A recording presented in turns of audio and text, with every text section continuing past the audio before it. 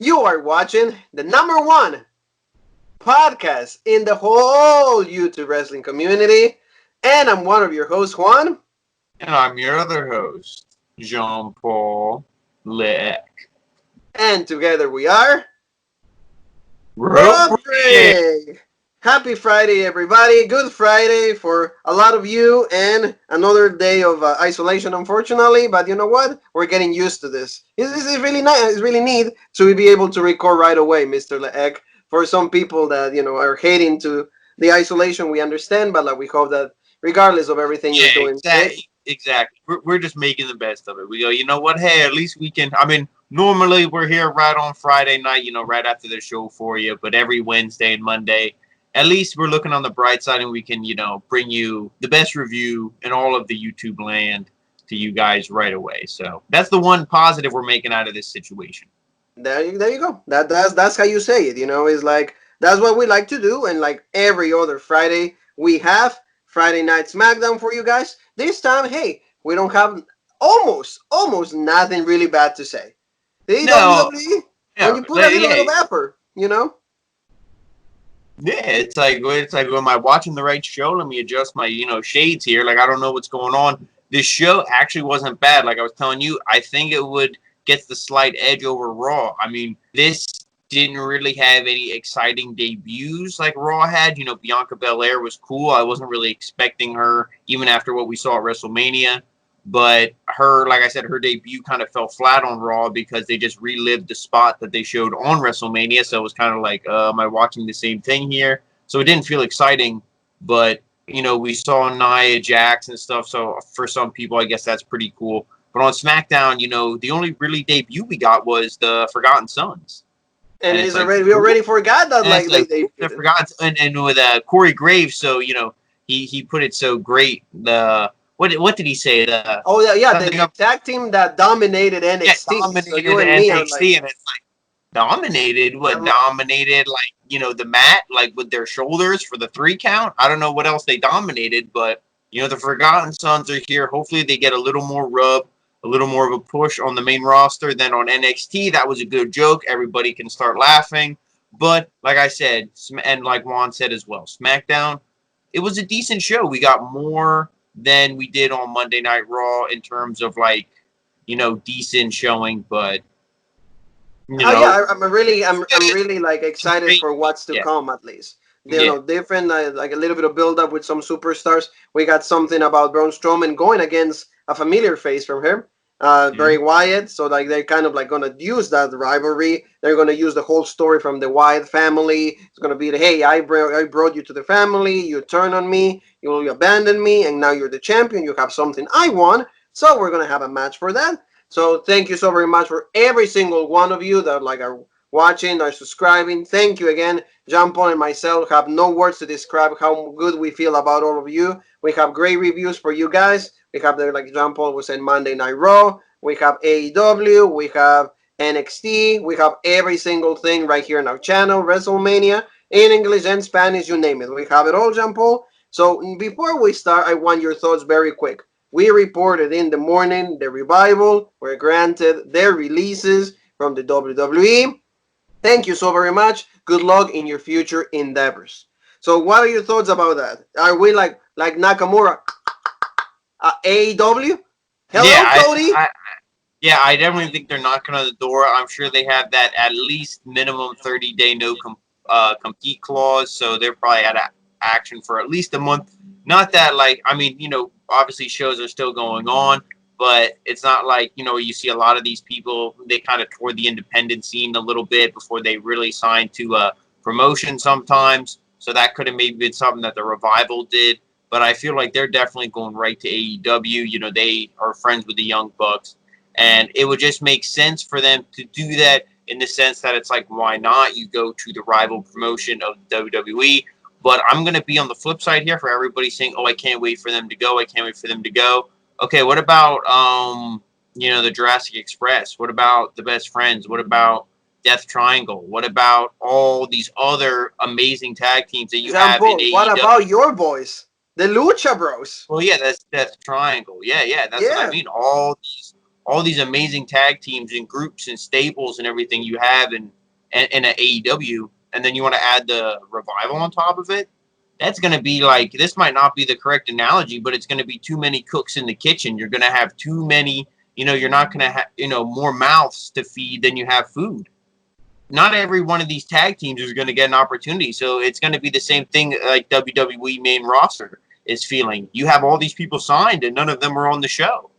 So the Revival on back line, John Paul. Yeah, like I said, if the Revival was smart, I'd be like AEW. We'll be there eventually. We'll have these amazing 5-star matches with the Young Bucks. If they get there soon enough and Hangman and Kenny are still a tag team, matches with them and stuff. But I think that they should kind of just hold back, maybe toward the independents a little bit, and just just do their thing for a little while. But I feel like they're just gonna, as soon as they can, sign to AEW. That's where I see them going. Thank you so much, John Paul. I think that's what they're gonna do, and you're right though. Like they keep adding more tag teams, so it makes. And and Butcher and the Blade is another one that I think should get more of a more of a push. Ali, they do. Our girl, exactly. Yeah, like you said, too many people on back line. Like you need to move somebody to the fry station, like 2 of them on drive-thru. One is order taker, the other one is cash. Yeah, so send somebody in the lobby to wipe tables at the least. You know what I mean? Like just get these people out of here. That's There's right. Too many. Yeah, excellent. So Jean Paul, SmackDown starts with the new Universal Champion Braun Strowman. He's celebrating. Corey Graves is back. I wasn't looking forward for that. I'm not really a fan of Corey Graves. Like neither nor I care about his the analysis that he provides. But he's talking about the brand new champion Braun Strowman. He comes out and then he's hyping his WrestleMania win. But right away, somebody that we really think deserves better in the WWE, Shinsuke Nakamura, comes out, and in a much more improved English, he cuts a really great promo. Nakamura had a microphone and he says Sami Zayn is not going to be there, but he goes and says that somebody's knocking on the door because Strowman had just said that. He's like, there's an old saying that says that if the opportunity knocks your door, you take it. You take it. So then Nakamura comes back and he's like, talking about doors. Hey, who's this? And in a really improved English, I could understand the whole thing, so I was loving it. And then he says that you're supposed to ask who's there. And then, who? And then Nakamura is there. So he said that there will be the last time that Strowman and him fought, they beat him. And that was talking about Sami Zayn, Cesaro, and Nakamura going for the IC belt. So then Braun said nobody tune into SmackDown to watch him run his mouth. So then Braun suggested that he will knock the crap out of him. So Nakamura says, reminds him of the old Japanese proverb that says the weak are the meat and the strong eat. So then Braun says that he has his own old proverb, and later on, he's gonna get these hands. So, and then Cesaro comes in, but then Nakamura kind of gives him a kick to Braun Strowman because Braun gets all distracted by it, and then we get kind of the old-fashioned WWE booking. The first segment turns out to be the main event. Yeah, but I think turns out to book the main event. Yeah, and like I said, it was one of those things where it's oh, here we go. You got to use the first segment to set up your main event. But like you said, hey, what are you going to do? You got to give your new champion a little rub. Him and Nakamura have the history, so at least it kind of makes a little bit of sense there. And their back and forth wasn't bad. Like you said, Nakamura speaking more English, improved English, and he's out there. Him and Strowman, like I said, it wasn't awkward, them going back and forth. It wasn't Strowman was like, what did he say? What? I can't understand you. You know what I mean? They just had a nice back and forth. And, it was oh, the old Japanese proverb. And then Strowman's like, well, I have one that can be understood in any language. So it's boom, they were going back and forth. It was decent. I mean, and it was a match was set up, it wasn't for the title. So to me, that at least made it a little more interesting. I figured Strowman was still going to win, but, it's not for the title. Maybe they'll do something screwy and maybe give Nakamura a rub. But as we saw, that wasn't the main focus at all. The main focus is Braun Strowman and The Fiend. Exactly. So it was really good. And it sets up for at least, something decent for Nakamura. He ends up losing, but you know what? At least he's in the main event. Because as of right now, I don't know what you do with Nakamura. He's not in the IC belt picture. But what would you do? I'm still holding on to a thread like Brody Lee's holding on to a thread for his career, man. I'm holding on that they're still going to do that triple threat match for the IC belt, because I think that's the main and the hottest storyline that you could do. Daniel Bryan, he had that chance. He lost. He's done. I mean, he's going against Cesaro next week or whenever that is for a spot in the Money in the Bank match. So, I mean, that's something that's feud is still kind of going on, but not really. I don't see that being Daniel Bryan against Nakamura. I mean, I'm sorry, Daniel Bryan against Sami Zayn, unless Sami Zayn comes out and causes interference there. But like I said, I think Daniel Bryan had his chance. He's done. So the only thing I think you can do is this triple threat. Exactly. So good. Like I said, at least I'm very glad that Nakamura is able to speaking fluent English now. Like you can understand him more. Therefore, his promos are going to be better. And see, he used the old Chinese and the Japanese, so he mixes it up. So really nice.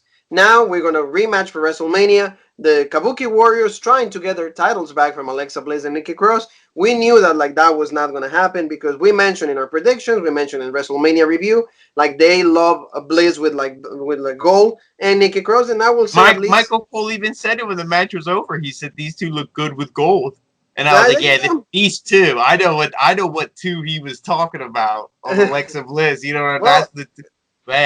And who's feeding those lines? Who's feeding those lines? It's Vince, so we know what that because he's all upset because another breaking news, which we also reported, he had to press the final deletion on the XFL. Yeah, it is. The XFL is done because you got to think. The one thing I will mention on that, Jean Paul, is I feel really bad for all those people that are losing their jobs. See, that's the players, everybody working on that because remember that And you have a lot of knowledge when it comes to American football and everything. You're at the Bible of that. You see, the first 3 weeks or so, some people were kind of getting behind him. They were tuning in. I heard a lot of people were really into it because I know a lot of people who love football. They can't get enough of it. And when this came about, they were like, "This is legit because it's football in the NFL's off season. So this is exactly what I want." Even though I might like the NFL more, it's like, hey, just because you like WWE more, that doesn't mean you're not going to watch WCW. You know what I mean? So it's you're going to watch both of them. And a lot of people that I know were into it, and they said that they wish the NFL would use some of the XFL's rules. So they were even saying that the XFL does some things better. But unfortunately, they were banking off their money and everything that they would make from this season. Yes. And maybe Vince was worried about, WWE because they're clearly losing assets, pay-per-view revenue. How much money did they lose at Mania? All the, the souvenir sales, the food sales, the ticket prices. I'm sure they refunded to everybody, all that stuff. All those Mania passes. Oh, yeah, you have the Raw, the Smackdown, the NXT, all that. Boom, boom, boom. You went the 1 year. You know how expensive those packages were. Imagine that for so many people. Canceled. They lost all that money. So they probably thought, hey, if it's the XFL versus WWE, which one are we closing up? Clearly, there's no question the XFL's got to go. And like you said, it was a shame because a lot of people did enjoy it. Absolutely, Jean Paul. And then the one thing is we know that WWE, as we are speaking, they're taping all shows for at least 3-4 weeks. And you know why is that? Because Vince was able to convince the governor or the state of Florida and also his big friendship with Donald Trump. He was able to get kind of a bypass. That's when politics and Stone Cold Stunner and all of that. Yes, WrestleMania 23. How much? Tell me when I should stop counting the bills out. Yeah, that's right. And you remember those the fake money that got the Donald Trump phase and all of that. So that's how he was able to pull this off. Because if you think about it, and again, Robrick always brings you the latest news, breaking news, and everything. Vince McMahon is the only man in sports right now that he's been able to continue providing sports alongside, you will say, AEW. But see, in the end of the day, when everything's all said and done, is if you think, Jean Paul, wrestling, professional wrestling, is the only sport active, in this whole pandemic thing. Yeah, no, it honestly is. And Dave Meltzer, and then we can get on with the show, but Dave Meltzer actually spoke on that. He said the Raw after Mania always does huge numbers. Doesn't matter how bad, the product is. That show always does huge numbers. It did not do good, so he said that everything is done right now, and that pretty much everybody should just fold up shop. And then Cody Rhodes, he's not even AEW. Nobody should be doing these empty arena shows. Nobody's watching them. Nobody cares. Because if you're asking me, Dave Meltzer and Brian Alvarez need to get a new career. They're just two grouchy old men who have watched too much wrestling and they're just bitter with the product. That's all I'm going to say about them. But Cody Rhodes came in and he was like, Dave, and everything Cody Rhodes said was legit. Whenever he's on Twitter and social media, he presents himself as 100% a legit businessman, and everything I say about him on AEW and Dynamite, doesn't count here because I would have him as my businessman because he always presents himself legit. He was like very Dave, respectful, you will say, very polite and everything. Yeah, he was like Dave. He's like, this generation needs to be the generation that like changes that. He's like, just like the way that things are. Everybody's social media, all this kind of stuff. It was pretty much just like we're going to be the ones to break the mold. Where we need to provide for these people and this and that. And he was pretty much just telling Dave, like, hey, like, why do you need to knock us for doing this just because it doesn't do big numbers? Like, things will change. Things will get, like, you know what I mean? He's just like, was essentially saying it without being mean, but it's like, Dave, why do you got to be a grumpy old man?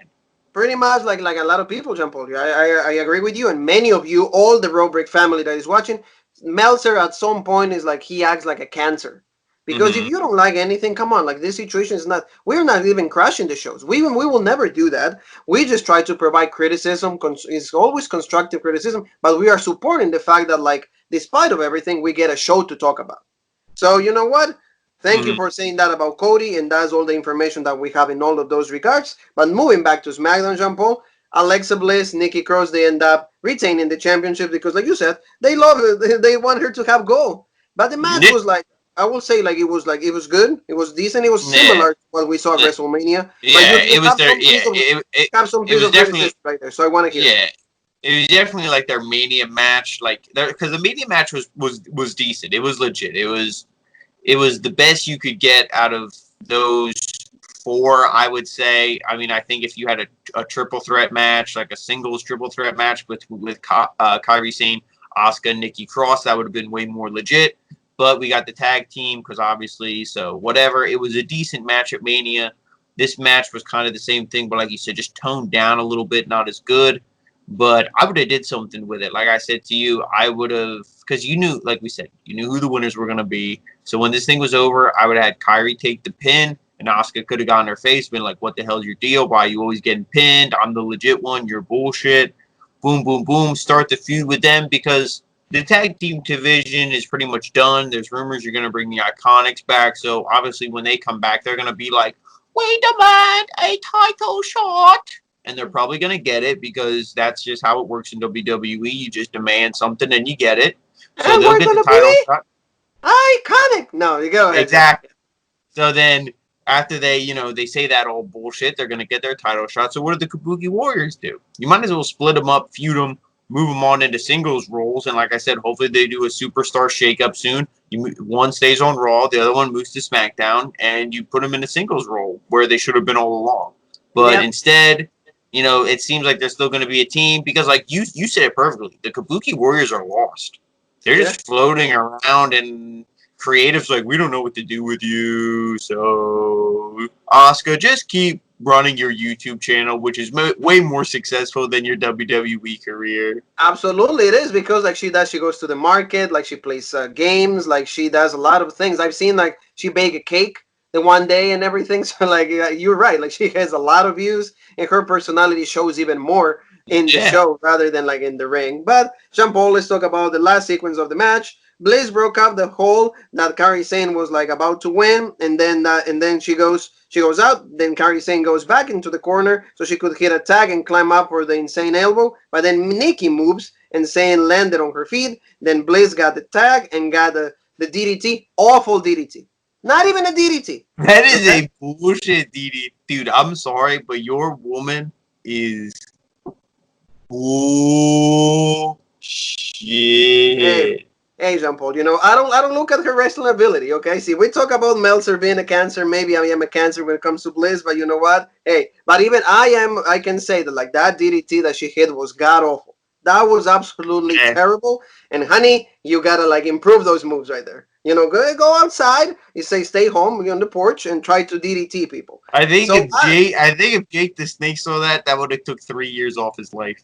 Yeah, I think that he would have never showed up in wrestling anymore. So, but Asuka breaks the pin and then he hits like a knee on Nikki Cross.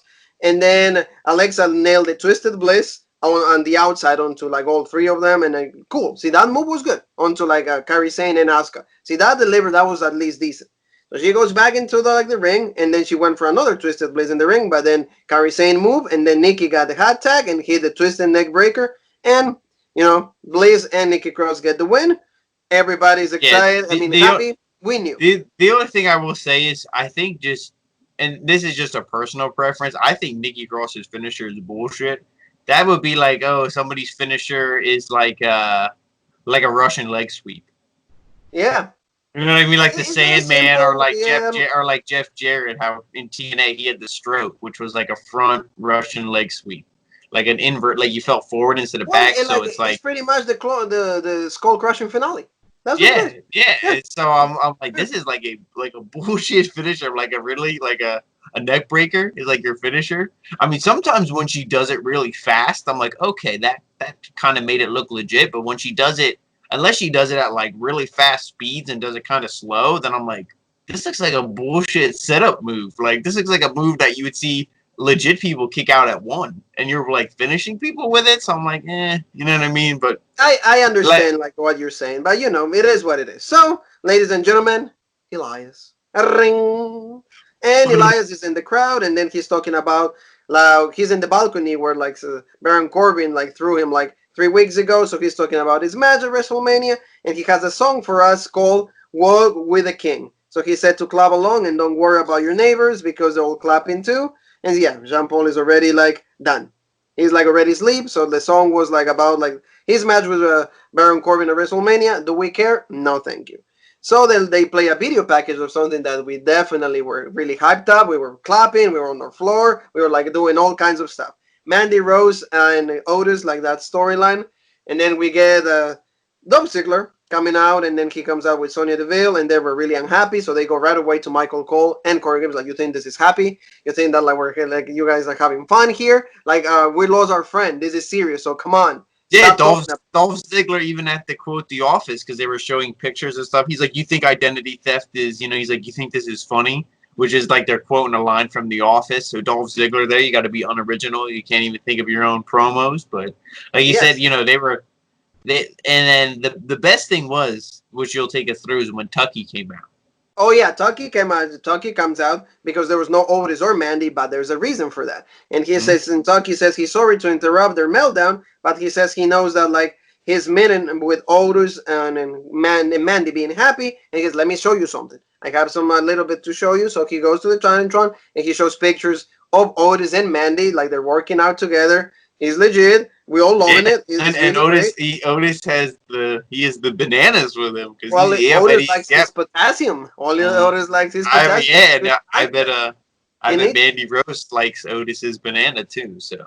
Well, it was good. It was really good. Like they got all the pictures and everything. That's why they weren't there, because they were too busy working out the stakes and weights. Like the celebration like Edge and Lita had years ago, but without Ric Flair showing up and ruining it for a little. But hopefully we get that. That will be really nice. And in a little bit, we'll say racy WWE. So Tucker says that he and Dolph haven't finished business and they're going to take care of it right now.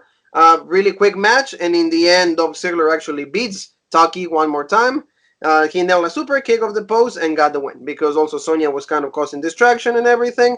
So Dolph gets the win. So you see that this line is going to prolong.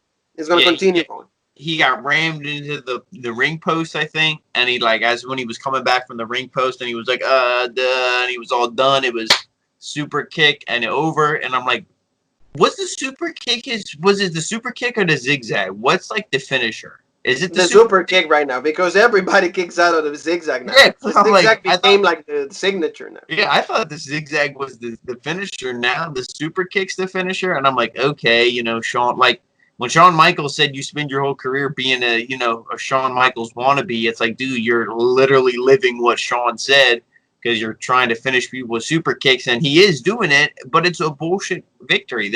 I'm like, why? And we love Otis, and this is no knock against Otis, because Otis definitely has the better character, but Tucker Knight is such a legit wrestler. I'm like, why is he the one who's getting jobbed out in this storyline?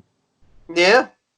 I'm like, why is he the one who is essentially suffering from this? Like, he benefits by being Otis's tag partner, but he's so legit in the ring. I'm like, why is he being presented in a bullshit manner?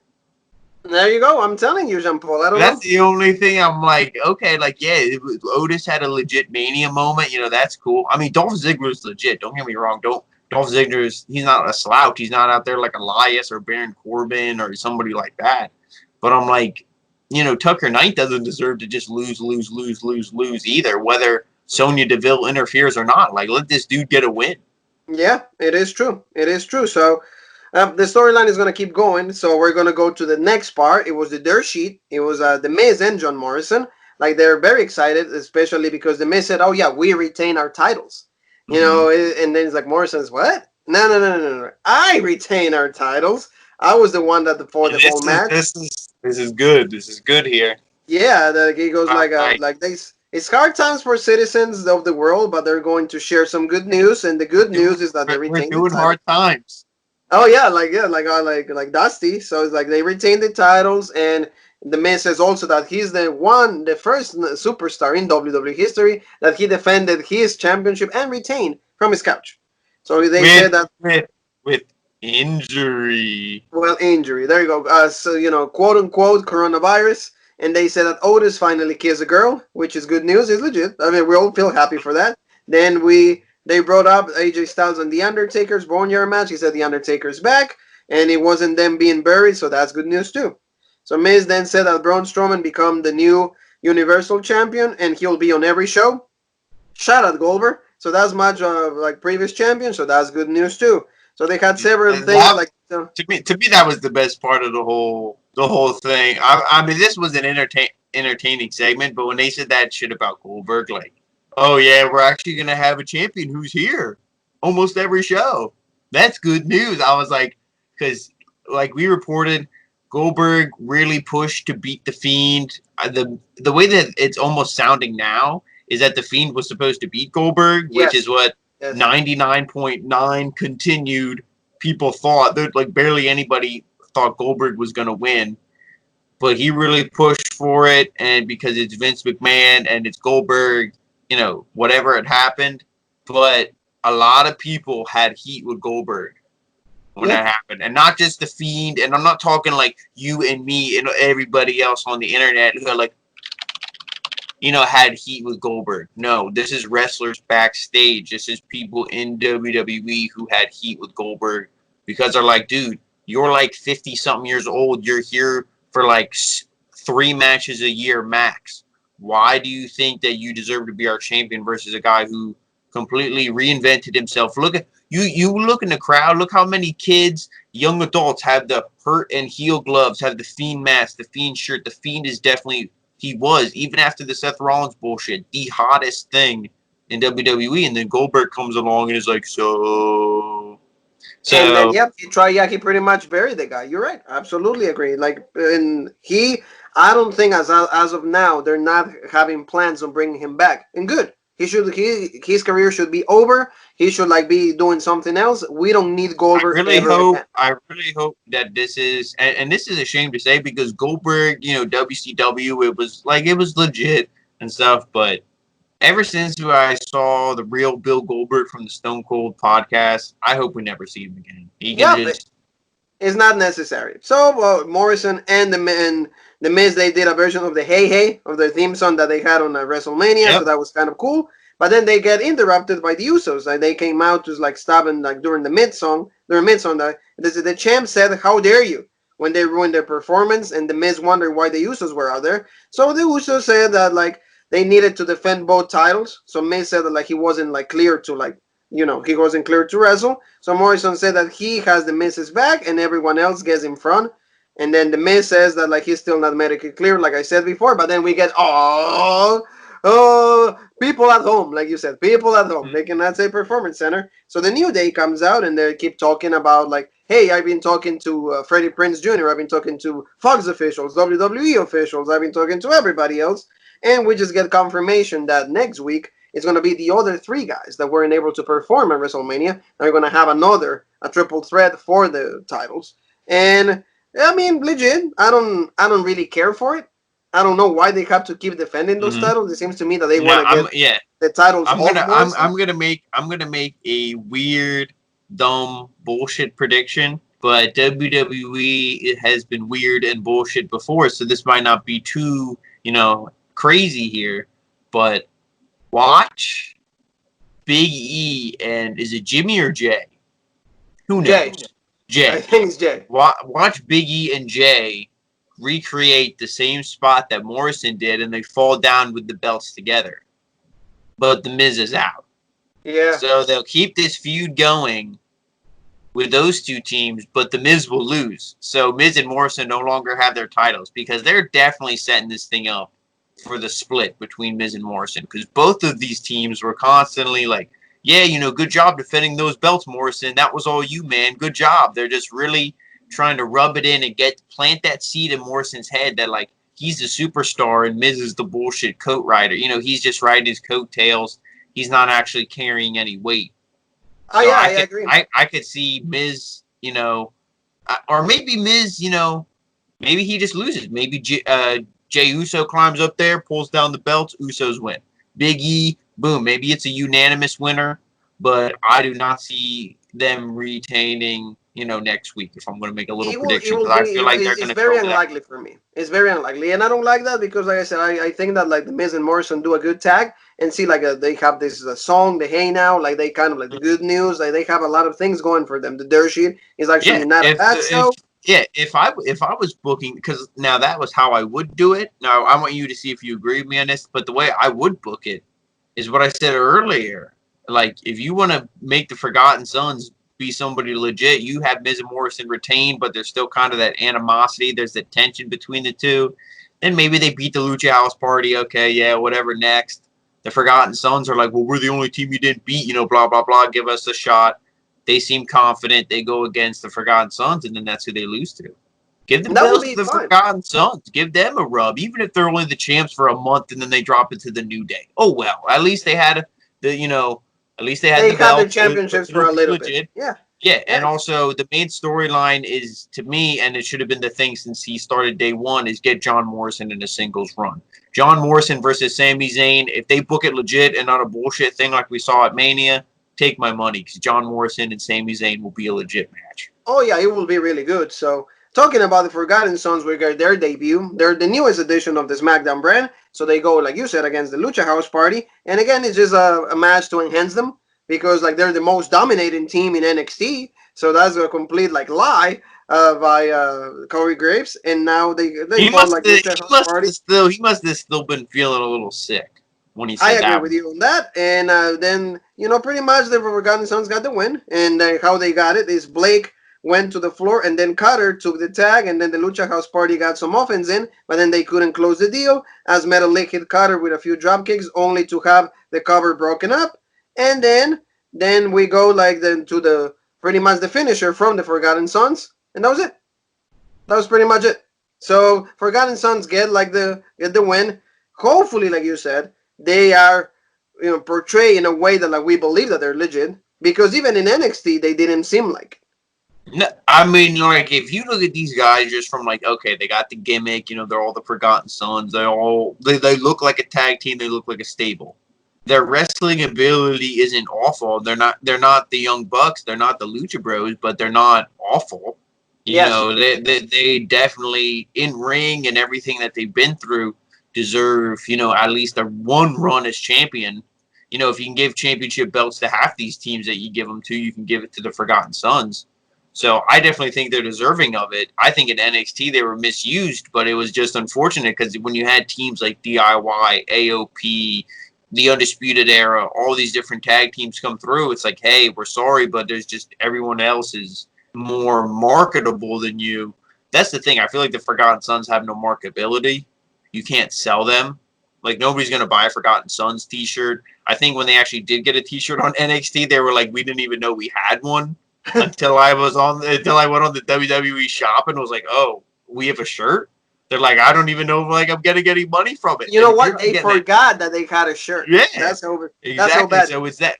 That's what I said. So you got to do kind of like a rehaul on these guys. And the Lucha House Party, to me, they're the real Forgotten Sons, because all three of those guys from a wrestling aspect. Kalisto, awful promo aside, these guys are legit wrestlers, and they're in the same boat to me. Yeah. I think that they could be tag champs, and you could really do something with them. But Vince sees these guys. Oh, what are they? 5'4", 5'6"? Yeah, 5'5". I don't. Yep. See ya. Next. So yeah, they're just pretty come much come out with a pinata and point at the sky. That's all I want. That's all I need you to do. So we got another backstage segment. Alexa Bliss and Nikki Cross accepted a challenge from Carmella and Dana Brooke. They said that like they're unbeatable, so like they show up there and they're like, hey, we didn't really do anything at WrestleMania, so how about can we get a tag championship match with you girls? And it's like, well, let us think about it. And Nikki goes, yeah, no. And Alexa goes, oh, it's like, girl, I love you, but from now on, decaf. Because like she's way too excited. Yeah. So we're gonna get she's like really like she's like I'm not a wrestler, right? Like you gotta do 90% of the work, right? Nikki's like she's like the Montez 4 or like she's like the female. So we get like female Otis and Montez Ford wrapped into one. Yeah, pretty much. That's what Nikki Cross is. So like you said, like Jean Paul mentioned, we get confirmation of a lot of things for next week. It's gonna be the championship match of the tag. It's going to be a women's championship match also with Alexa Bliss and Nikki Cross. We're going to get Mandy Rose and Sonya Deville. They're going to kind of trying to settle their differences. And also like the first qualifying match for the Money in the Bank. Daniel Bryan goes against Cesaro, like Jean Paul said. So like, they're going to keep going through Money in the Bank despite being canceled. And this is the one. Okay, and this is one thing I want to say. I want to give them applause for. I'm going to just give them a little clap, not a big clap, but at least we're getting qualifying matches for Money in the Bank. For the men and the women, because we're also seeing it's Naomi versus who is the other woman? Naomi against Dana Brooke. Okay, but when is that in 2 weeks? Because isn't Dana Brooke and Carmella going against? Oh no, yeah. The championship match with Alexa Bliss is probably like 2 weeks, but this week it's going to be Naomi and Dana Brooke qualifying match for the women's. If she's wrestling double duty, I mean. She's probably going to lose both matches, which probably would have been the outcome regardless. But hey, whatever. Yeah, exactly. So Jean Paul, Bayley comes to the ring with Sasha Banks, and they both are going to cut a promo. No. Say it correctly. It's boss time. Oh well, yeah. There you go. It's boss time. So Bayley and Sasha Banks are in the ring, and then she says that like she's really happy because like 3 weeks ago, Paige tried to ruin the WrestleMania and her friendship with Sasha Banks, but she didn't. Bayley said also that anyone can face her. Ding dong. No, you can't. Because she beat everyone. So is everybody knocking at doors today? Knock, knock, pressing the doorbell, ding dong. It's all about doors in this like edition of SmackDown, Mr. It's social distancing. Stay home. Stay home. That's why you gotta use doors, it seems. Yes. So Bayley mugged Michael Cole for like a minute, calling herself the best, and they're the ultimate role models. And then Bayley said that he have 2 words for anyone who thought she was breaking up with Sasha Banks, and then Sasha is the one that said, "Screw you." Yeah, but when she said "screw you," Bayley was holding the mic. Sasha looked, and I was watching. Sasha looked directly at Bayley. Yeah, she did not look like she didn't talk into the microphone, but still look at the crowd. She looked directly at Bayley and said, "Screw you," and I'm like, "Ooh, it's getting coming. It's getting there." Yep, and then Tamina comes out, and then Bayley said that like she could smell her Don't from be jealous because you like what they. Oh no. Okay. Yeah, no. Unfortunately, she wasn't there. So she like Bayley's acting like scared of Tamina, and then Snuka told Bayley to shut her up. And then she said that nobody beat her at WrestleMania, but it took all the women to eliminate her. No, nobody beat me at Mania. Mania.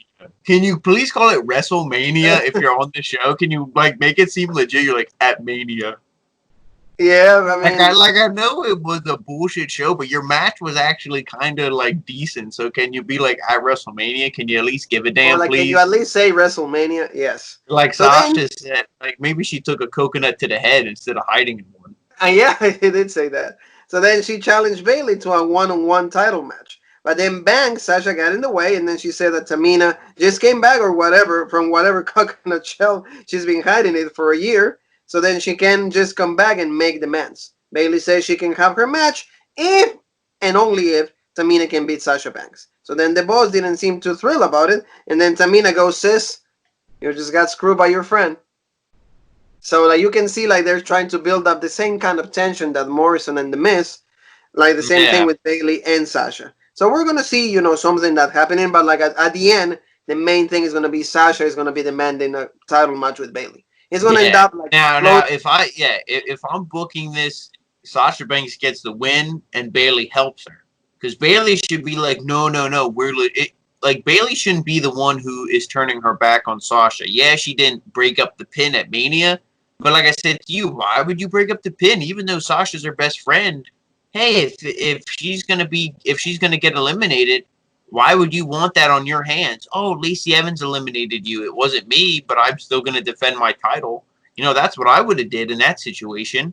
I wouldn't want to pin my friend. I'd be like, I'll let my friend get pinned by someone else. Yeah, it might seem kind of crappy, but it's like at least it wasn't done by my hand. I mean, like I said, maybe that seems crappy, but whatever. But like, I think you got to do it where Bayley helps Sasha win this match against Tamina, and then you have her turn on Bayley down the road, because I think you got to turn Bayley, even though she's been more successful heel. I don't see Sasha Banks being the face in this situation, so I think she needs to turn on Bayley, and then that would turn Bayley a face. I actually see the opposite way. Sasha is going to end up becoming the face just because, Bayley needs to just remain heel. For me, just to remain heel. And I think it's going to be like a subtle face, but it's more like, hey, I want my title. Yeah, but I guess for me, because, like, if Sasha would attack Bayley, like, I mean, obviously it wouldn't get a cheer because there's no crowd, but, like, I don't see that getting a cheer. I feel people will be like, oh, like, what the, like, you guys are, like, the bad guys, and now, like, the bad guy turns on the bad guy, but for themselves, so, like, does that make them the good guy? To me, it doesn't. So that's why I'm like, ooh, I don't know. Maybe just because Bayley's my girl. That's what I mean. I don't know. It's interesting to see how they play it, but this is actually what I'm interested in, because this is a money feud that we've all wanted to see since the days of NXT. Yes. And they kind of touched on it before here and there, but they never really went all in on it. They never pushed all the chips in, on the betting table and said, this is going to be the main feud for the women's title, the women's championship, this and that. So I'm excited to really see what they do with it. It will be really cool, so we'll see what they do with that. So now we get a return in Sheamus, Jean Paul. He actually faced Carl Bloom, a local, I will say, enhancement talent. That was really fast. That was really fast, just for to make Sheamus look relevant or something. He got just bro kick and done pretty much quick. And he actually stared down. Now what? They were talking about Jeff Hardy. Mm-hmm. So he got a stare down with Corey Graves and Michael Cole. Yeah, you had something to say. I was going to say, I don't know what their plans are for this and that. If I assume Money in the Bank is going to be both. You're going to have, if they do 8-man in the match, you're going to have 4 from SmackDown, 4 from Raw. You got to put the big fella in there. Like I said, he didn't get his WrestleMania moment. To me, he should have been Boom. I completely killed Chad Gable. To me, then he should have went on to Daniel Bryan. They should have had a match somehow. The IC belt should have went to him. It didn't. So he was left off the show. Okay, whatever. Now you got to do something with him, though. You can't leave him off Money in the Bank. So I think he's got to be in that match. And he could be a sleeper to win it. Now, I don't know what that would do. What are you going to do? Cash in on the Fiend and win? No, I don't see that happening. I don't see them making that mistake again. Because I think the Fiend is going to be the champion sooner rather than later. But, is he going to cash in and beat Braun Strowman? Maybe. That might be cool. Oh, yeah. I don't know. But that's what I mean. So it's hard to see, but I think you got to do something with Sheamus because he's too good. He's too... I mean, I don't want to sound like a Sheamus mark because I'm really not. But I think you got to do something with Sheamus. He's one of those guys you can't just leave. You don't just have him on SmackDown and not do anything with him. Well, especially because he looks in the best shape of his life, exactly. And all the vignettes that he had, all the segments that he had prior to the return. You can't just have him, like you said, all that stuff, and then just be like and not do anything with him. You have to do something with him. Yeah, pretty much. And like I said, maybe I see some tension, so I can see something along the lines of Jeff Hardy. Why? Because when Michael Cole and Corey Graves, they were talking about Jeff Hardy, he stopped and he turned around. So maybe I can see something like that because they had a promo about Jeff Hardy. It's called Part 1 about the Jeff Hardy price. It looks like they're doing one of those It almost looks like those WWE, those 24 specials that they do. Like they did one on Sting, Charlotte. I think that was kind of what they did with Edge as well. Well, Edge's was like a whole big thing, but it looks like they're doing like a retrospective on Matt Hardy's career.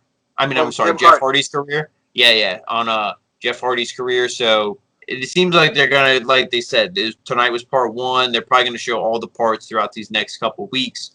Probably leading up to Money in the Bank, because he's another one, man. There's so many people that could win this. Money in the Bank was a legit match last year until Brock Lesnar came out. Yeah. A hell of a match, an amazing match. Andrade, Finn Balor, Mustafa Ali, McIntyre, all those guys, so legit. Even Corbin, legit in that match. And then, Lesnar came out and ruined it. And I think it'll be the same thing this year.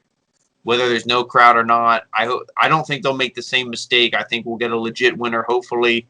Because it seems like all these guys are going to be legit in it. And talking on that, whether it's Daniel Bryan or Cesaro, I think Cesaro should get the rub. But even if Daniel Bryan gets in, it'll still be legit. It will be like a hopeful, like it will be something good. Hopefully, somebody that has not benefit from like the spotlight will win it. That way, he gets that spotlight. But now we get, like I said, like a little bit of a promo with Jim Hardy. So now we go to main event time. Shinsuke Nakamura, Braun Strowman. The match actually really fast, because actually what we wanted to, like, the main thing from that was actually the promo afterwards. So pretty much Strowman gets the win out of Nakamura. We knew that was going to happen. Exactly. And then, like I said, in the beginning of the show, it was kind of because it wasn't for the title. I thought, ooh, maybe. And then when I saw how long we had when the main event started, I was like, ooh, it's almost a half an hour. There's no way these guys are going to go that long. It was like maybe we're at 20, 25 minutes. I was like, there's no way these guys are going to go that long. Something's got to happen. But then they went to commercial, and they go through commercials. Okay, now we got like 15 minutes. Like you said, the match wasn't super long. And then when it was over, there was about 6-7 minutes left. And I was like, well, what are they going to do here? What are they going to do? And like we said, that was with the Shinsuke Nakamura thing. That was just the appetizer. But what we really came for was the main course. Yes, like of course Strowman beat him with a running power slam, and like he was just celebrating, and then we get the Firefly Funhouse, and then it's Bray Wyatt, and he's talking about how, like, let me rewrite this. Woo! And then it was like a little joke. It said the history of John Cena, and the word history was written really tiny. He's like, I'm just gonna change a little history, or I'm gonna rewrite a little history. So like, the word history was a little history. It was like, ha, ha, ha. That was a good joke. So he wrote it real big, and then he addresses Braun Strowman. And then we pretty much is talking about Braun Strowman, and he appears in the Firefly Funhouse, and then he is ending with asking for a championship match. He says, hey, I know you from before. Like, we had a history. Like, you were part of the family, but, you just abandoned me. You left me alone. Yeah, He's like, you know what? He's like, but I'm willing to forgive all that.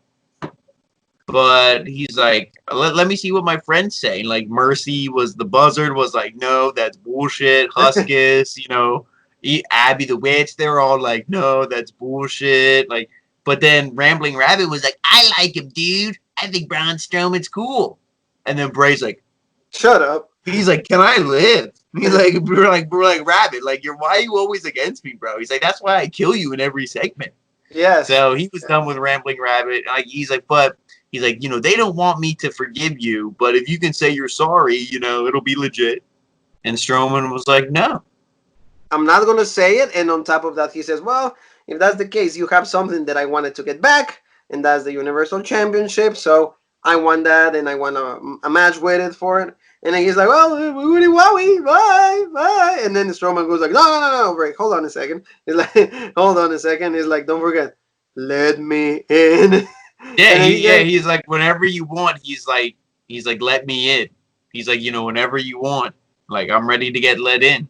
So that's the one thing, at least with Braun Strowman, is he's, like I said, you had to take the title off Goldberg. You knew it was going to go to Roman if Roman was there and everything was legit. Instead, we got what we got. Like you said, he knocked on Opportunity's door. At least Braun Strowman is like a guy who's always on the show. So I would rather have him be champ than Goldberg. And there's history here with Braun Strowman and Bray Wyatt. So he could be another one that Bray hangs up on his wall with the X's over the eyes. So it at least has a little bit of storyline there. But I mean, if he's the Universal Champion for some Money in the Bank and then he loses to the Fiend, I'm all for it. I'm not gonna feel upset because I don't think he's like the best option that they have. But and also like knowing that there's prior history is easier to build a feud. And also like Exactly. Strowman That's what I'm is saying. acting kind of like a personality. He's trying, for example, like I said, he's letting me in. Bye, Willy Wowie. Yeah. He was even doing the way. That's what I mean. He's more like funny. Like he gets into it. You know what I mean? Like Goldberg was all like acting like he's still 1998 Goldberg, and we're like, dude, like we know you're like 50. We know you're gassed just thinking about doing the jackhammer to the Fiend. Like we know you're done. Like, hey, no offense, you were legit back in the day. Actually, no, I'm gonna take that back because you ended the career of my favorite wrestler. So no, you're not legit, Goldberg. You were never legit. Shoot over. Yeah, there you go. So like, well, at the end, we get to see like finally a new build up for a new rivalry, good stuff in there. So that I think leaves us with I will say, a pretty decent SmackDown. And this time we're not upset, we're not in a bad mood after watching it. So that's good news, like Morrison and The Miz will say. So guys, thank you so very much for like watching the review. Thank you to all the new, again, like we always say, the then, the now, the forever fans. We love you all. And don't forget to check out the social media. Like Jean-Paul always says, like we have Instagram, we have Twitter, we have Facebook, all the news, all like memes, like videos, everything we have there. And also like the YouTube page, like you always have it right there. And we're thinking about having something special for tomorrow. So don't quote me on it yet, but like we might have something really special for you guys. And Jean-Paul, I think, we keep our like fingers crossed or like our Nikki cross. And Jean-Paul, I think they want to have one thing left to say. And what is they love hearing it. So okay, let's give it. Let's give it to them. Charge it.